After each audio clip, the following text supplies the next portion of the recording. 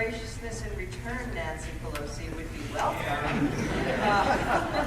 Well, but you couldn't possibly have actually said that. Yeah, right off the cuff, I can't really think of anything I wish you had said. I actually think the speech was quite good under the circumstances. It's enormously difficult when you're in a position where you've got a 30% or whatever it is approval rating to go up there, to be upbeat, to make proposals, and not to let the you-know-who's get you down.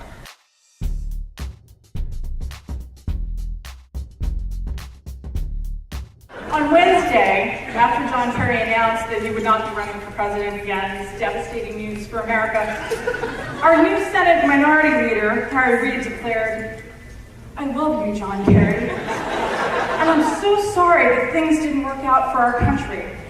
But that doesn't take away from the fact that I will always care about you greatly and remember the times we've spent together." I've heard breakup lines that were less emotional than that.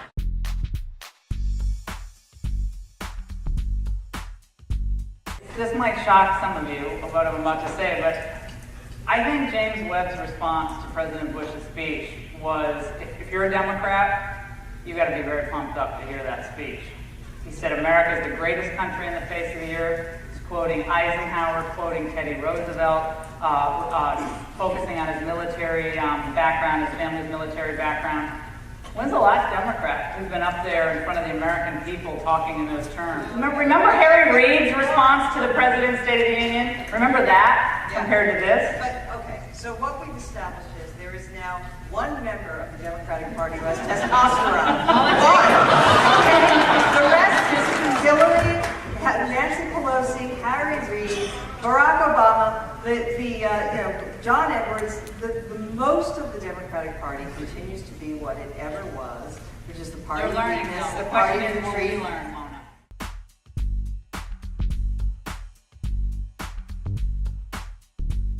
I think it was all about Iraq, and I think the next Republican leader has to be someone who's very candid about the mistakes that were made, not just tactically and militarily, but also from a PR perspective. There is a failure to inform the public about the hard work that's going on there, and I think that that the Bush White House did make a mistake when they put that mission accomplished banner there, because then it becomes so hard to come back and say, look, it's going to take a long time to do this. Counterinsurgency is a slog, but it is worth it, and our troops there think it's worth it to risk their lives, to lose their limbs, to lose their lives, to try and bring some stability to that country.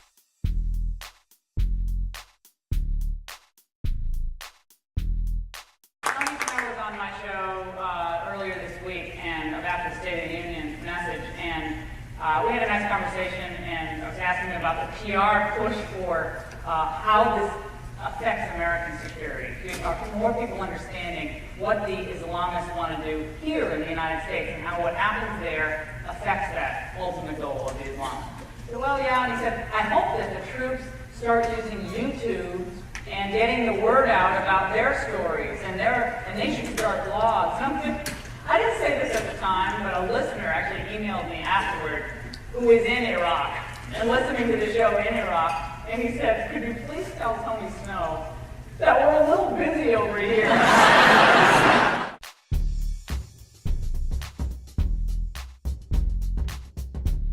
What are innovative ways that conservatives should be looking at all these new media, not just for Michelle, but for everyone else? Well, in terms of the war, I think paying attention to the military bloggers that are out there. I mean, they are telling their stories. I don't necessarily think you need to set up some new standalone YouTube thing. They're uploading them. They're there. It's just that the money. And the thing that would be great is if Fox News picked up more of these videos and the National Review hosted more of these videos to counter when CNN picks up the sniper insurgent videos and blasts it all over the world, and then puts it on their premium service, by the way. They had it on their on-demand service and categorized the video as family.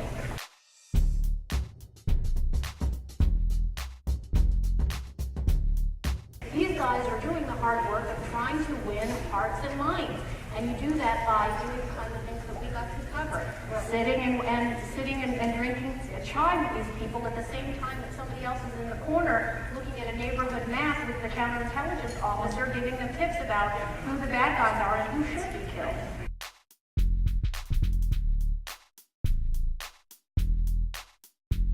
Sandy Berger as Attorney General.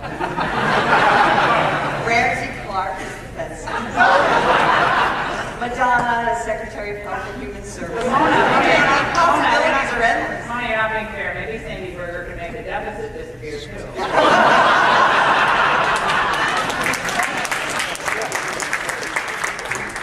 I'm glad to see the Rodham brothers are back and giving us more entertainment. Did anyone see? I'm just gonna say, I'll get back. Tony Rodham now is back in bankruptcy court because he only owes $110,000 to a carnival organization. Carnival, like a traveling carnival. Like only the Clintons would be like in a carnival controversy. It's great. You know, I mean, the public could well want to move beyond the Bush and Clinton years. That includes her. To go back to the psychodrama, imagine Bill Clinton in the White House with his time on his hands. I mean, he was busy last time.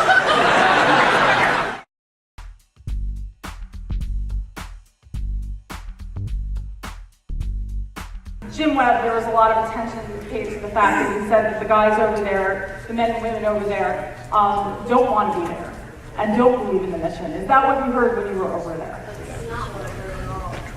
And, you know, everybody wants to go home at some point. They're just not ready to go now, and they don't want, the ones that we talked to, we were with the Dagger Brigade as the order operating base justice. I also talked to folks at Camp Striker and Victory as well. And they think that the consequences would be disastrous of precipitously withdrawing. They're not ready to go home. And we didn't see anyone walking around with John Kerry's book, by the way. A lot of people reading Fox News authors didn't see anyone reading any